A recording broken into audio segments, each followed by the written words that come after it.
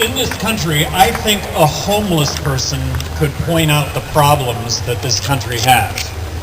I think a homeless person could actually point out the solutions that go along with the problems that we have. Thank you. But you know what? I don't think you can be a homeless person and run for president of the United States. I think you have to have a resume. And I think I've got that resume.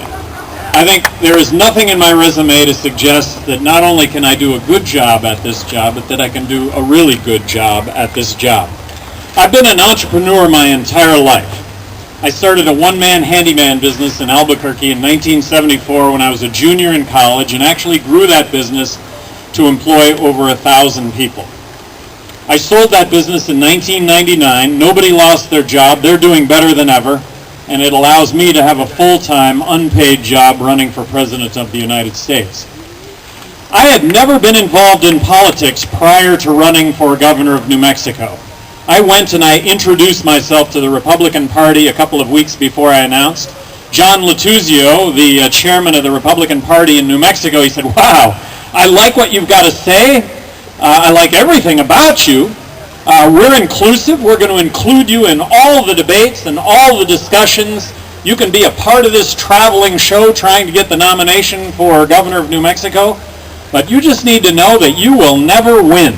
That it's not possible to come from completely outside of politics and get elected governor in a state that's 2-to-1 Democrat." I got elected.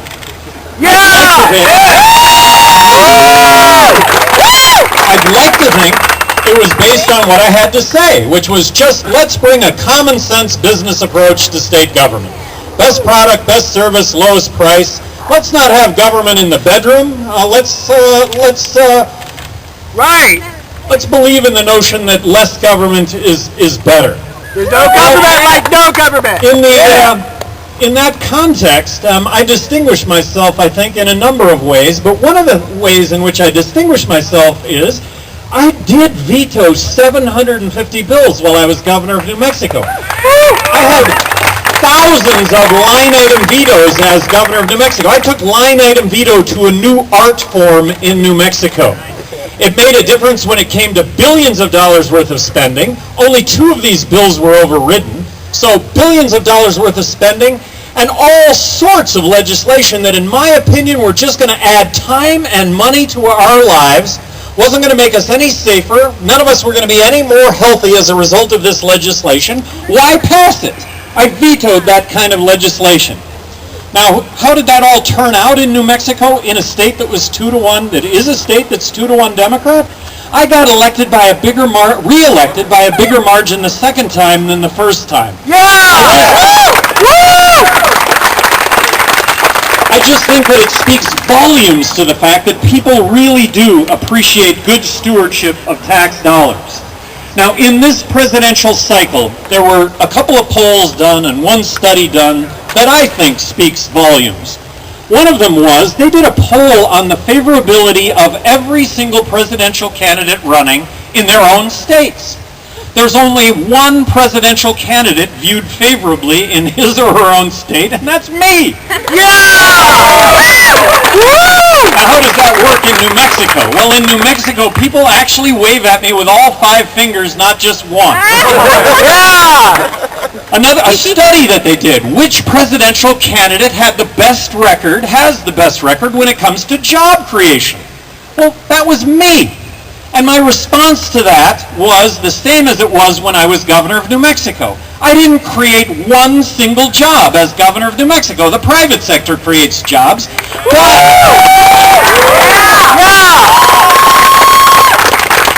But I controlled all the agencies. I appointed the heads of all the agencies. I appointed all the boards and commissions. I controlled all rules and regulations. And I want to say to you that rules and regulations got better on a daily basis, and they got better from the standpoint of just common sense. Less time and less money to have to comply with government. The last thing that I think is really important is the ACLU came out with a report card last December on all the presidential candidates. ACLU, a group dedicated to the Constitution of the United States, a group dedicated to the first 10 amendments of the Constitution of the United States, the Bill of Rights. 24 Liberty Torches was a perfect score. This is important. Mitt Romney and Rick Santorum had 0 Liberty Torches out of 24. 0. Newt Gingrich had 4 Liberty Torches out of 24. President Obama had 16 Liberty Torches out of 24. How the heck? Ron Paul had 18 Liberty Torches out of 24. But Gary Johnson had 21 Liberty Torches.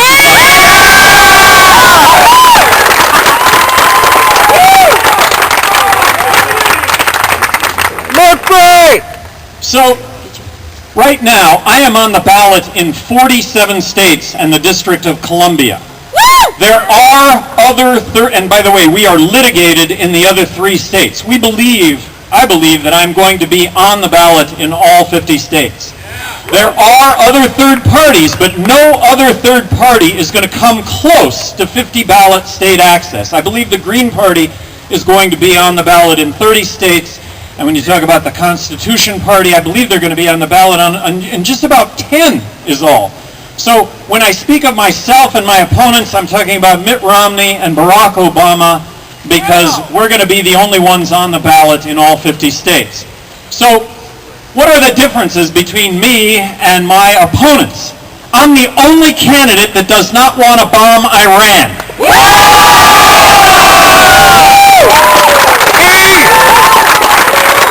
We bomb Iran, we're going to find ourselves with another 100 million enemies to this country that we wouldn't otherwise have. Let's not forget that the largest demonstration in the world in support of the United States after 9/11 was in Iran. It was in Tehran, where over 1 million demonstrators showed up in support of the United States. And we're going to bomb Iran? Look, there's not a military threat from Iran. We should be vigilant to what may be a military threat, but if we're going to involve the military in this country, we start off with congressional approval. We start off with congressional approval.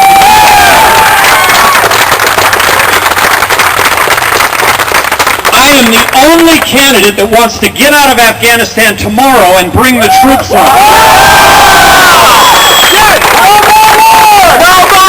Let's stop with these military interventions that have us with hundreds of millions of enemies to this country that but for our military interventions would otherwise not exist. And I have to tell you, the root of all evil are politicians that are going to save us from the ills of the world, and politicians that beat their chests and talk about saving us from the terrorist threat comes as a result of tens of thousands of innocent people in these countries where we militarily intervene. It comes with our men and servicewomen coming back in body bags.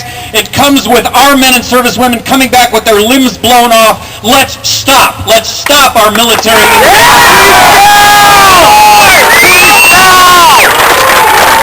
I'm the only candidate that believes in marriage equality, that it is a constitutionally guaranteed right on par with civil rights of the 60s. I am the only candidate that wants to end the drug wars. Let's legalize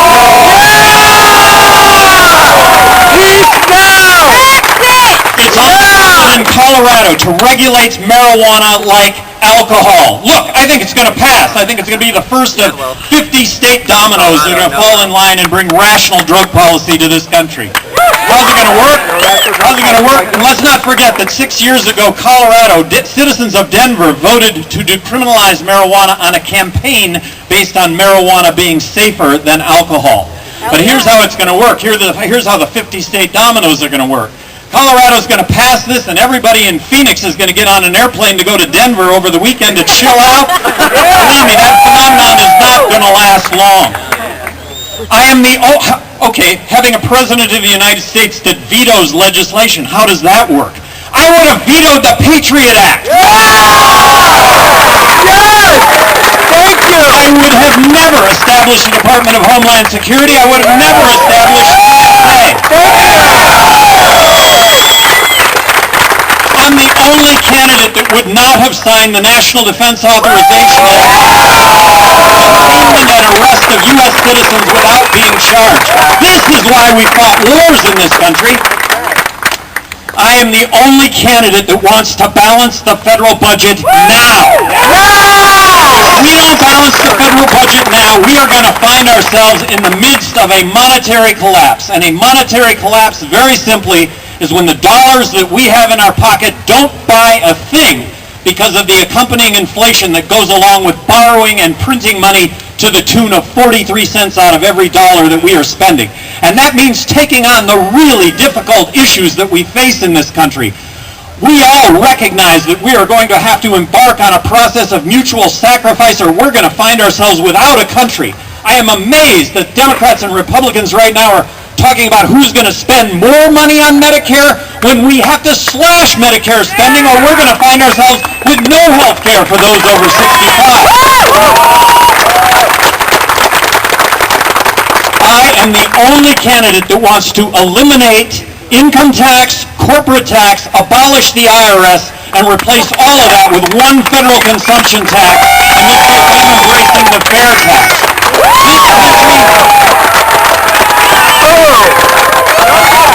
Crony capitalism is alive and well in this country. Yes, it is. Crony capitalism is alive and well in this country. Adopting the fair tax, I think, issues pink slips to half of Washington lobbyists, because half of Washington lobbyists are there to buy loopholes. Both parties have their hands out to sell those loopholes. Let's make this a level playing field for all of us. I am the only candidate that, if given the opportunity, I would sign legislation abolishing the Federal Reserve.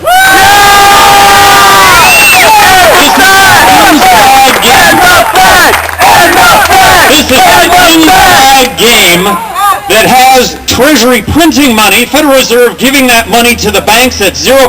Are the banks loaning it to you or I? No, they're buying up treasuries in a closed loop. It's an inside game. They're making profits off of all of us. How do you get into that inside game? Well, that's where this country has evolved to. It's who you know, it's not what you're capable of doing, and it's not the opportunity that this country is supposed to provide. I'm the only candidate that would sign legislation abolishing or repealing legal tender laws and allowing for competing currencies. U.S.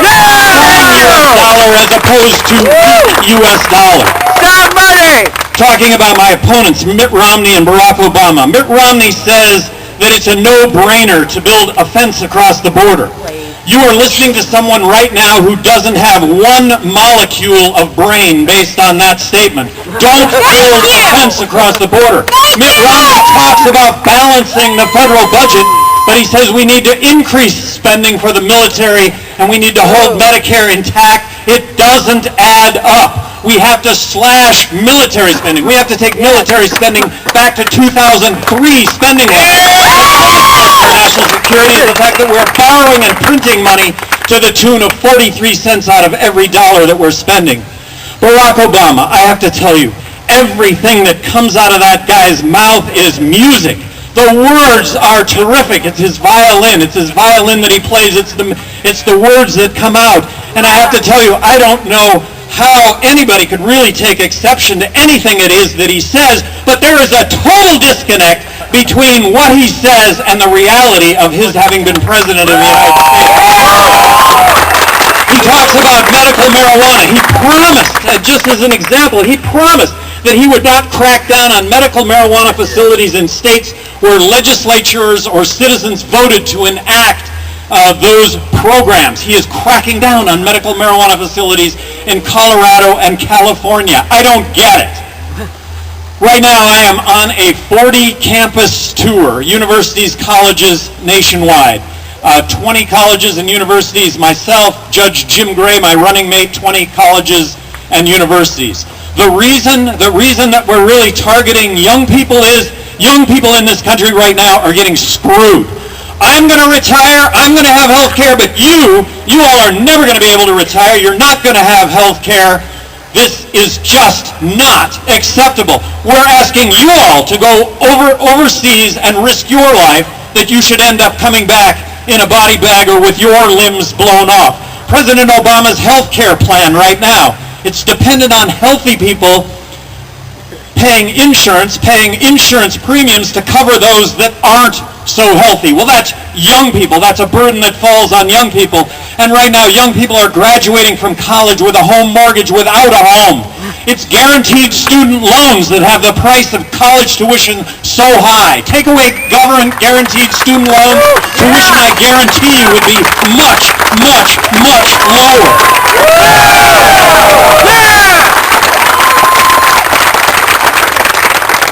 Wasted vote. How many of you have heard that if you vote for Gary Johnson, you're going to waste your vote? Wasting your vote is voting for somebody that you don't believe in. The way that we change voting for who you believe in.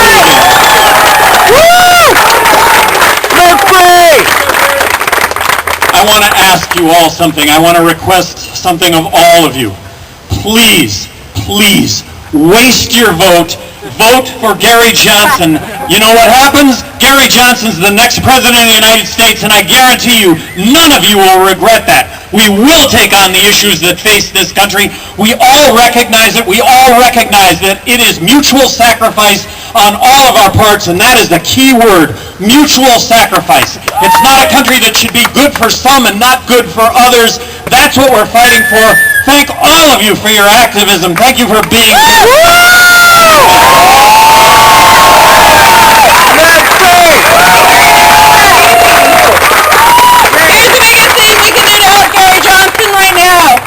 The debates of the two-party system are trying to shut him out. We can go to occupythedpc.org. We need to demand that Gary Johnson, Jill Stein, and any other national candidate be allowed to actually participate in the debate. Thank you! There we go. Let's play!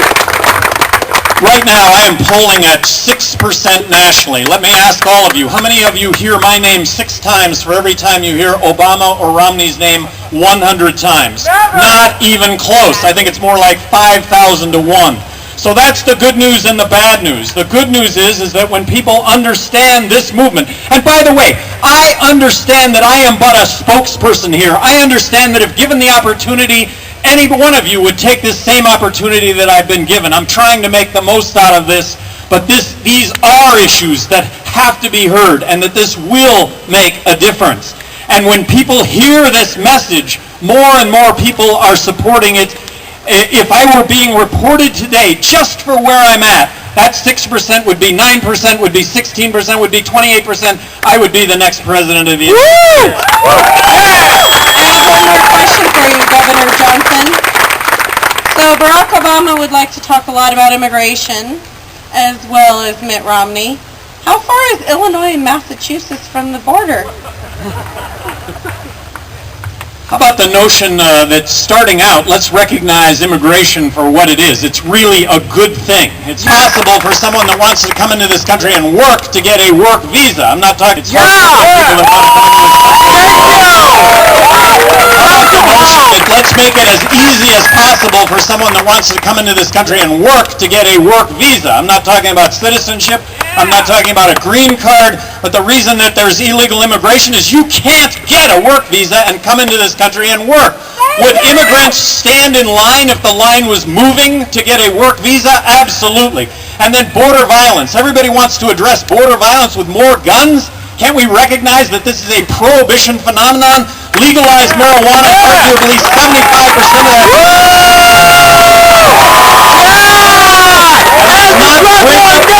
We have 11 million illegal immigrants in this country. Let's set up a grace period where we can document those 11 million illegal immigrants and let them stay in this country. Look, a work visa should entail a background check and a social security card so that applicable taxes would get paid. If we adopt the fair tax, taxes will not be an issue because whether you're illegal, legal, a visitor to the United States, or a U.S. citizen, no one is going to avoid paying one federal consumption tax. We're the only governor of a border state that has a solution. Just to remind you. Any other words of advice, wisdom? You can buy Gary's book, Good Government, The 7 Principles of. And please, our biggest goal right now is to get Gary into the debates. We have to get a voice.